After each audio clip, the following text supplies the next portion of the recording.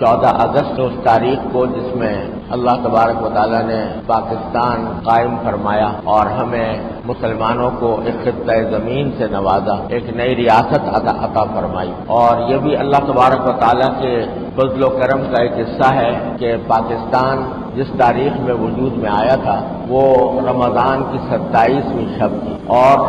جمعۃ الوداع تھا۔ اس میں اللہ تبارک و تعالیٰ نے اس مبارک رات میں اس ریاست کو وجود بخشا۔ یہ اللہ تبارک و تعالیٰ کا خاص فضل و کرم تھا کہ مسلمانان ہند جو انگریز اور ہندو کی دوہری چکی میں پس رہے تھے،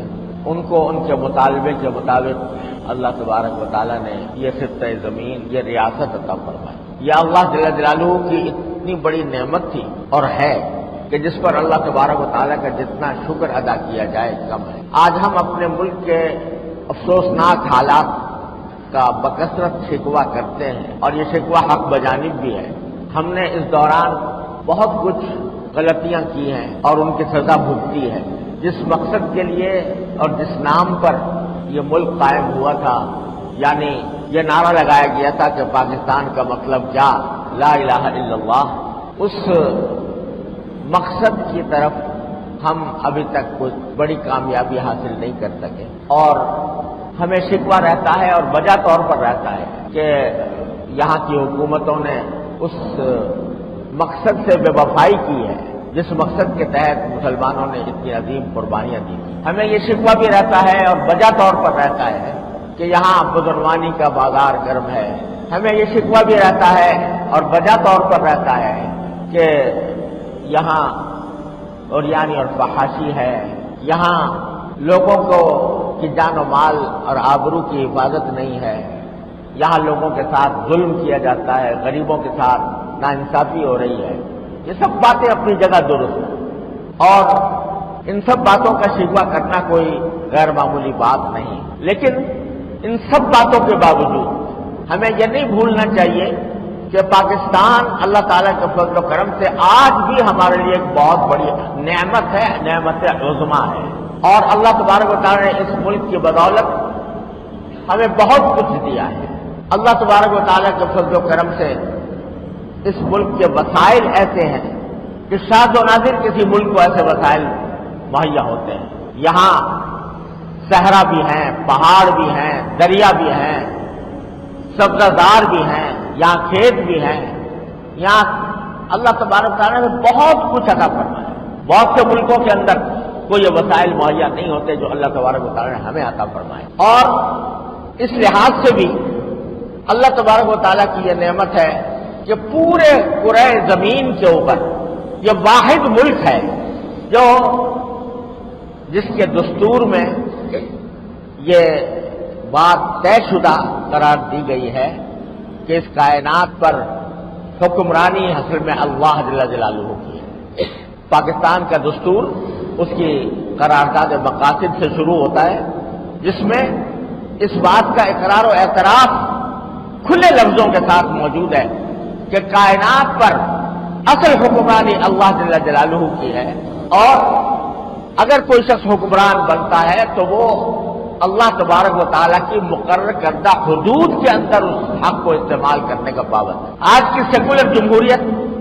جس کا راز ساری دنیا الاپتی ہے، اس کا بنیادی نقطہ نظر یہ ہے کہ حکمرانی عوام کی ہے، یعنی عوام گویا ان کو حکمرانی کا حق حاصل ہے اور ان کو حاکمیت کا حق حاصل ہے۔ وہ جس چیز کو اچھا کہتے ہیں وہ اچھی ہے، جس کو وہ برا کہتے ہیں وہ بری ہے، لیکن ہمارا دستور یہ کہتا ہے کہ حاکمیت اللہ کی ہے۔ یہ وہ بات ہے جو قرآن کریم میں فرمائی ان الحکم الا للہ، حاکمیت کسی کی نہیں ہے سوائے اللہ جل جلالہ۔ یہ بات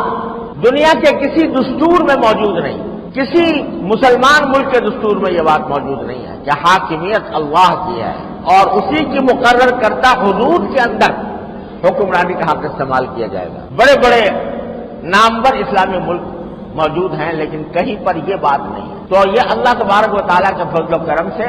جسے کہنا چاہیے کہ دستوری اعتبار سے ملک کا قبلہ درست ہے، اور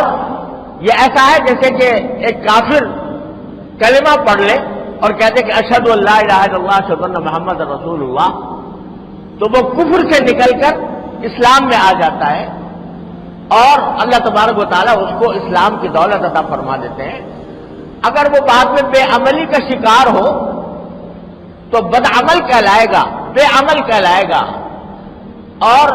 اس کو اس کے اوپر تنقید بھی کی جائے گی، لیکن اس کو یہ نہیں کہا جائے گا کہ یہ مسلمان نہیں رہا. اسی طرح اللہ تبارک و تعالیٰ نے ہمیں ایسا ملک عطا فرمایا جس کا قبلہ اصل کے اعتبار سے درست ہے، اللہ کی حاکمیت کو ماننے والا. پھر اسی دستور کے اندر یہ بات موجود ہے کہ جتنے اسلامی عقائد ہیں، اللہ تعالیٰ کی توحید، نبی کریم صلی اللہ علیہ وسلم کی رسالت، آپ کے اوپر نبوت کا اختتام، ملائکہ، قرآن کریم اور یوم آخرت، ان سب کا ذکر موجود ہے کہ ان پر ایمان لائے بغیر کوئی شخص پاکستان کا حکمران نہیں بن سکتا. یہ بات بھی دنیا کے کسی ملک میں نہیں ہے. جو شخص یہاں صدر کا عہدہ کرے گا، جو وزیر اعظم کا عہدہ اس کو ملے گا، اس کو یہ حلف اٹھانا پڑے گا کہ میں ختم نبوت پر ایمان رکھتا ہوں. اور اگر کوئی شخص یہ حلف نہیں اٹھائے گا وہ سربراہ نہیں بن سکتا. غرض اس میں یہ موجود ہے اور اس کا راستہ آج بھی کھلا ہوا ہے کہ یہ موجود دستور کے اندر یہ بات موجود ہے کہ ملک کا کوئی قانون قرآن و سنت کے خلاف نہیں بنایا جائے گا. اور یہ حق دیا گیا ہے، ہر شہری کو حق دیا گیا ہے کہ اگر وہ کسی قانون کو قرآن و سنت کے خلاف پائے تو وہ عدالت وفاقی شرعی عدالت میں دعویٰ دائر کر سکتا ہے اور حکومت کو مجبور کر سکتا ہے کہ اس قانون کو تبدیل کرے. افسوس ہے کہ ہمارے ماحول میں کچھ ایسی ناواقفیت ہے اور سیاست کا کچھ ایسا انداز ہے کہ جلسے جلوسوں نعروں کے ذریعے جو کام کیا جائے وہ تو لوگوں کے سامنے آتا ہے، لیکن اگر کوئی پرامن اور صحیح طریقے پر سنجیدگی کے ساتھ کوئی کام کر کے اگر شریعت کی طرف پیش قدمی کا کوئی راستہ ہو تو اس کی طرف لوگوں کو توجہ. آج شاید بہت سے لوگوں کو یہ بات معلوم بھی نہیں ہوگی کہ ہر شہری کو، پاکستان کے ہر شہری کو یہاں قاتل ہے کہ وہ مروجہ کسی بھی قانون کو چیلنج کر. سوشل میڈیا پر سب سے قدیم اور سب سے ریلائبل برانڈ درسقرآن.com